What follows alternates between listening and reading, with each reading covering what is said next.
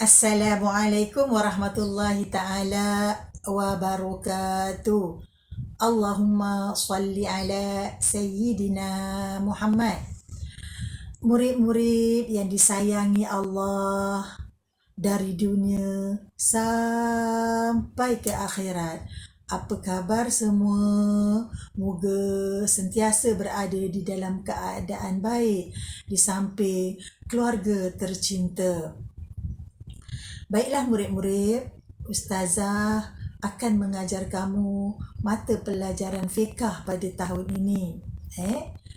Sebelum kita meneruskan pelajaran fiqh, Ustazah jelaskan dulu, Ustazah nyatakan dulu apa sukatan atau kandungan yang perlu kita selesaikan dalam masa setahun.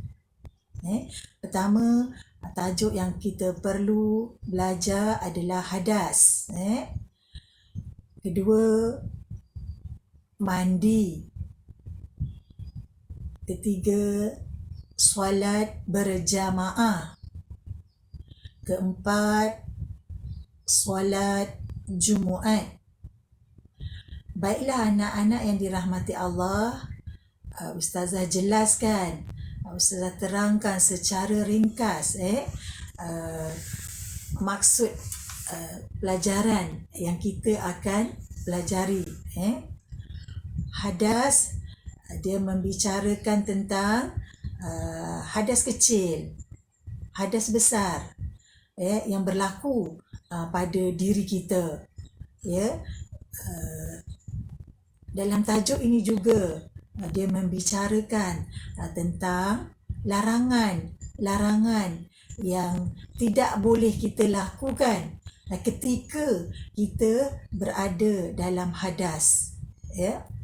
Seterusnya, cara-cara yang melakukan bila berlakunya hadas besar ke hadas kecil ke, dia ada cara-cara yang perlu kita lakukan supaya kita menjadi suci. Baiklah, seterusnya tajuk mandi. Bila sebut mandi, memang kita mandi hari-hari, tapi bila peperiksaan yang sudah Ustazah pernah nampak apa erti mandi, murid-murid tidak dapat jawab. Ustazah pun macam pelik. Kenapa dia tak dapat jawab? Jadi di sini maknanya dia tidak faham. Maksud Ustazah begini, setiap tajuk pelajaran dia akan mula-mula memang dia tanya apa pengertian mandi, apa pengertian hadas, maknanya erti batu.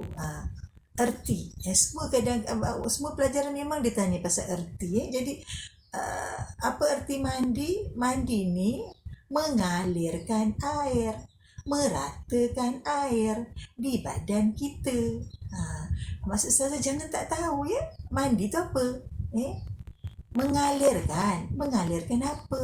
Mengalirkan air, meratakan air di badan kita. Itu mandi. Dalam tajuk mandi ini juga dia membicarakan tentang bila kita wajib mandi, bila kita sunat mandi, bila kita harus mandi, bila kita haram mandi. Nanti kita akan pelajarilah Okey. Seterusnya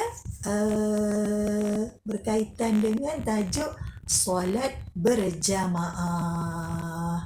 Bila sebut solat berjamaah, Ustazah tanya di sana murid-murid, tahu apa dia solat berjamaah?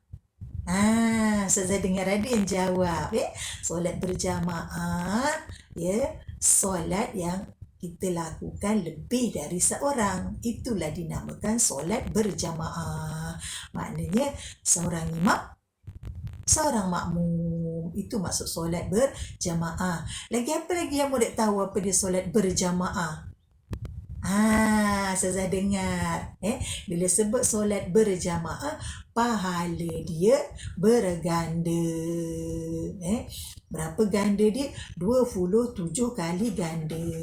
Kita yang melakukan solat berjamaah. Jadi kita kena sukalah. Kita kena seronoklah. Kita nak buat lah. Kita bercadang lah nak buat Sebab apa? Sebab kita tahu solat berjamaah pahalanya 27 kali ganda pahala. Jadi selepas kita belajar nanti, selepas kita faham, murid-murid kena berazam, murid-murid kena bercadang, murid-murid kena berasa nak buat. Hati tu nak buat sebab tahu rugi kalau kita tak nak rebut ganda pahala. Sebab itulah amalan-amalan kita masa kita di dunia. Pahala tu yang kita nak cari. Tajuk yang terakhir, solat Jumaat. Bila solat Jumaat, mesti murid-murid lelaki tahu kan? Kenapa dia tahu?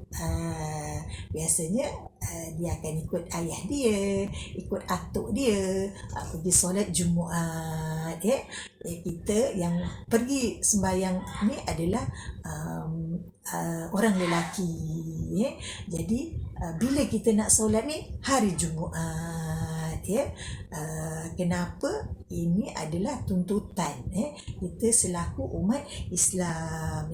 Jadi dalam tajuk ini dia akan menjelaskan, menyatakan siapakah yang wajib pergi solat Jumaat, siapa yang harus solat Jumaat, siapa yang haram solat Jumaat. Dia akan membicarakan di sini nantilah. Jadi di sini juga dia akan menceritakan syarat wajib dia, syarat hukum harus, siapa yang harus pergi solat Jumaat. Jadi nanti di sini kita akan pelajarilah. Baiklah, tahun 4 semua sukatan-sukatan ni perlu kita fahami kita kena faham. Sebab apa kita kena faham? Sebab kita nak mengamalkannya, sebab kita nak melakukannya. Sebab ini adalah pahala-pahala kita untuk bekalan di akhirat nanti.